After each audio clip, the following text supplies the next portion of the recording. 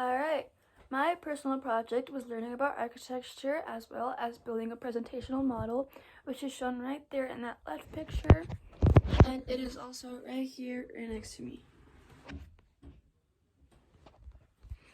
Alright, I absolutely love doing this project just because I find architecture rather fascinating, and I just evidently want to go into architecture when I graduate high school, and overall it's just something I am really interested in.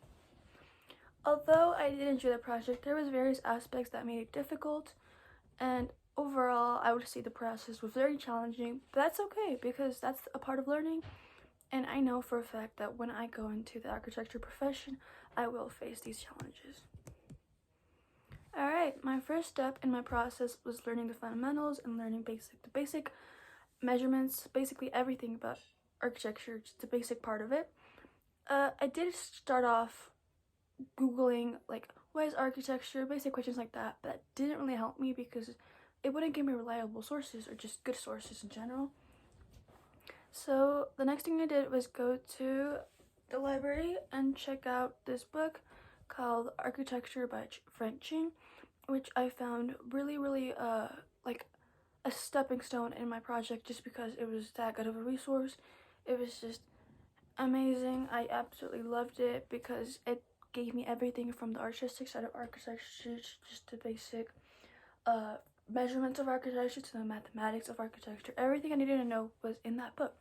And I feel like books are just generally better when it comes to these type of projects just because they're more reliable, more credible than typical websites or YouTube videos you find on the internet. Alright. Of course, I did do some research on the internet because I needed additional research or additional information because the book did not give me enough information on how to create floor plans or just general plans. I did watch a bunch of YouTube videos and just followed the tutorials on how to create floor plans, roof plans, etc. I also took a lot of notes, but basically notes on like measurements, notes on basic stuff, I would say. Notes on symbols, like the symbol for door, the symbol for a window, the symbol for a fridge, all of that stuff, and just like notes on form, shapes, all of that, etc. I initially did start this project thinking I'd go straight into creating a floor plan, all of that, but little did I know, the architecture, of course, is art as well. And I wanted to familiarize myself with abstract shapes, just general architectural, artistic drawings. So I would search up just cool architectural buildings on the internet and try to draw them on paper. Try to find the shapes, the values, the shading of it, just like where all the shadows go, and just the basic art of it. I also did a cathedral, which is shown in the right bottom picture, and I unfortunately didn't get to finish it, but I did get the fundamental shapes of it, which I feel like is most important. Alright, when I started familiarizing myself with all these different sketches and types of abstract drawings, I found I needed to actually draw a house in order to create this model. I did have a little bit of an art block, but then I went out and started realizing the beauty in every building, and that's when I came up with this specific building, which I absolutely fell in love with. I just basically let my mind roam free and I started sketching a bunch of different houses, and I came up with this one. And the reason I came up with this one is because I wanted to do something easy, since I only had around 4 weeks left after that to actually create my house and just create floor plans and all of that. And I felt like a residential suburban building or a house was easier than a modern house or just a residential building that has, like, let's say a mall. But I feel like if I did have the full year, I would have probably done a bigger thing, maybe just like a smaller scale of like a mall or something, or an office space. But with the time I had, I just made a suburban house. Alright, then when I had that picture or that idea of what I wanted to do, I finally started creating the floor plans and the roof plans and all of that. It was a very challenging process just because I wouldn't get the measurements right. I had so many drafts because of that. I had around 10 drafts of the same floor plan just because the measurements weren't right. It just wouldn't look right.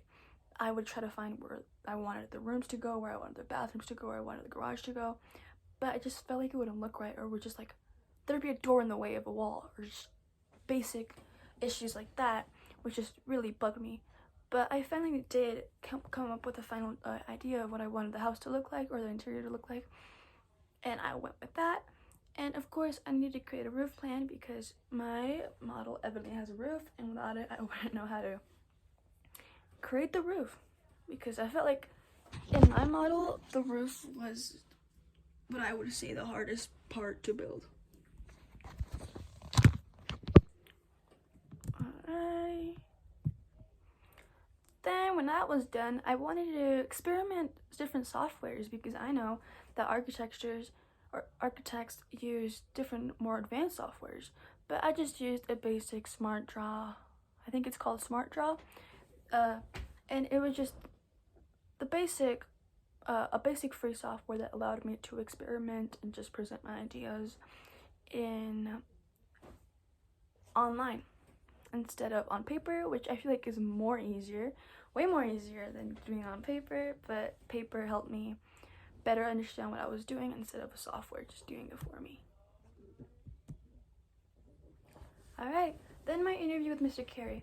I am absolutely grateful for the interview I had with him, just because he elaborated so well, and just instead of giving me a brief description on my questions, or just giving me a brief explanation on my questions, he gave me an elaborated description, and just it helped me a lot. He gave me information about like the form of architecture, how architecture is really like he elaborated so well, which is not surprising because he's a teacher, but I just really appreciate it. He also gave me a little bit of insight about how architecture is a really difficult career to go into, and it may seem easy. It's not really easy just because it's an office-based workplace, and he suggested I would talk to a real architect and ask them just about their everyday day-to-day life, and just try to see if it was something I would like to actually go into. And I did follow that advice. I then emailed Mark Gasnica, who's evidently a teacher and as well as an architect. He really helped me out. He explained basically how architecture is in college, the difficulties he had as an architect, just basically everything I needed to know about the day-to-day life of an architect, which really helped me. And although it may seem difficult, I feel like it's something I want to go into just because I want to challenge myself, and architecture is just something I really find myself doing in the future. Alright, then I finally started getting the material. Although I did buy the material prior due to time management, because I knew if I ordered the material,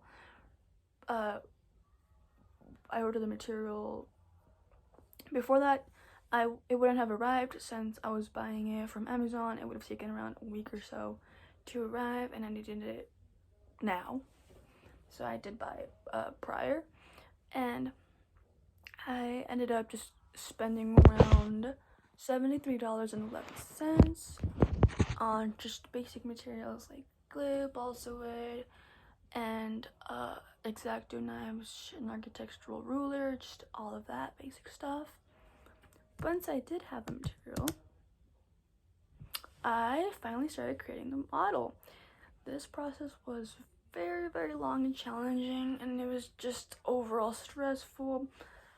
I barely had any time to work on it because by the time I was done with my floor plans, all of that, I only had around a week or so left to create the model before the 20th, and I just tried to rush it, which is, I feel like, made it really stressful for me because I would just work on it for 2 hours a day, and I would just dread those hours after school where I had to work on the model, and it was just overall really stressful for me.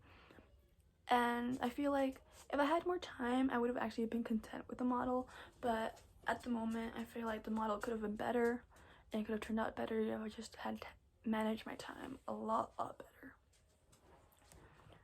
But I feel like for my very first model, it's not that bad.